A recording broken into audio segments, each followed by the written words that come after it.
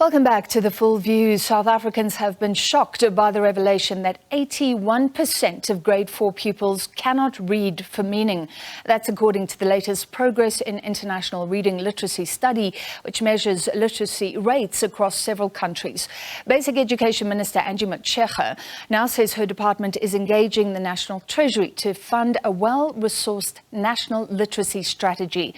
To discuss, we're joined by the Department of Basic Education's Director of Curriculum Implementation and Quality Improvement, Keitumetse Modiba. Ms. Modiba, thank you for being with us. You want funding for a well-resourced literacy strategy. Can you outline what that strategy is? Good evening to you and good evening to the viewers. Yes, we are looking for funding for the revised national reading strategy. The revision is based on the current national reading plan that we have. So in terms of some of the resources that we want funded in the revised national reading strategy, that would include a minimum support package of learning and teaching support materials. So these would be your readers, your storybooks for the learners, as well as non-fiction material.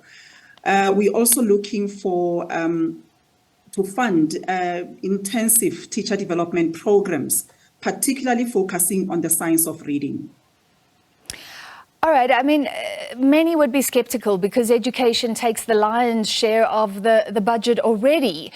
Why are those resources not in place already? Why are teachers not being trained adequately already when so much funding is going towards education? Yeah, that's true. But you must also appreciate that basic education we are the biggest sector. I'm sure we are the biggest government department. And a huge portion of our budget, goes towards salaries. And we are not necessarily responsible for teacher training, particularly at initial teacher education level. So the kind of training programs, the teacher development programs that we offer are mostly targeting the teachers that are already in the system. So these are your ongoing teacher development programs. So we need to get funding, particularly for the African languages, resources for the African languages, so that we can be able to distribute these resources. We must also appreciate that teaching and learning in the African languages, it happens particularly in your lower quintile schools. And these are the schools that are located in poorer communities where learners do not have adequate resources to take home, to read at home. And these would mostly be in the rural areas, in the townships, where also access to libraries is very limited.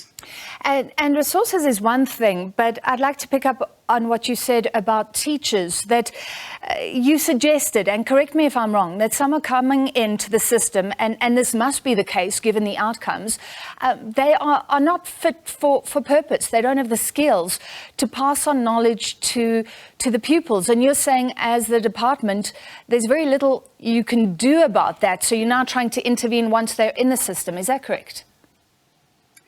Well, we're not necessarily saying that our teachers, are lacking. They could be having the content, but what could be a challenge could be, the delivery method, the pedagogical knowledge of delivering content. I think we must also, appreciate that, our education system is dealing with a lot of challenges. So we have instances where some classrooms there is a challenge of overcrowding, and it therefore makes it very difficult for the teachers to be able to adequately deliver curriculum, if the conditions are not conducive enough. Higher education institutions, your universities are responsible for teacher training. And what we offer as the Department of Basic Education, in collaboration with some of our stakeholders, are ongoing professional teacher development programs. The fact is, things have been declining over the years. So if you look at 2016, that study found that 78% of children in grade 4 could not read for meaning in any language. And as I understand, all the languages are used. So we can't blame any sort of language barrier. And we're now our performance has deteriorated even further. What responsibility does the Department of Education take for that? The fact that things are getting worse? We are also worried about these polls results. We are concerned about the decline in performance. We must also appreciate that, part of, we can attribute, poor performance to what happened in 2020 and 2021. I mean, it is a fact that schooling was severely impacted by COVID-19. In 2020, a lot of our learners did not go back to school, when schools reopened in September. And this was mainly due to the fact that, many schools were on a rotational basis. And, we also had to follow some health protocols of social distancing.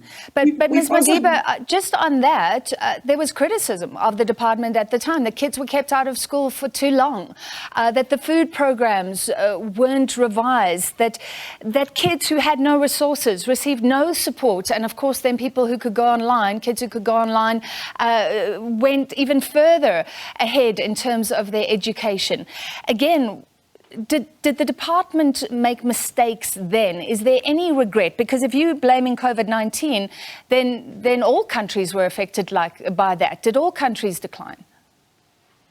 Not all countries declined, but 21 of the countries that participated in the polls have declined. So we're not the only country that declined. And I think we must also, appreciate the fact that not attending school by the majority of the learners really severely impacted on their learning.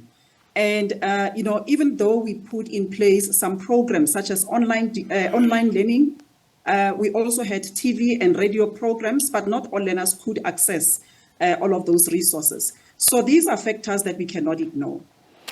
All right, thank you. The Department of Basic Education's Director of Curriculum Implementation and Quality Improvement, Keitumetse Modiba.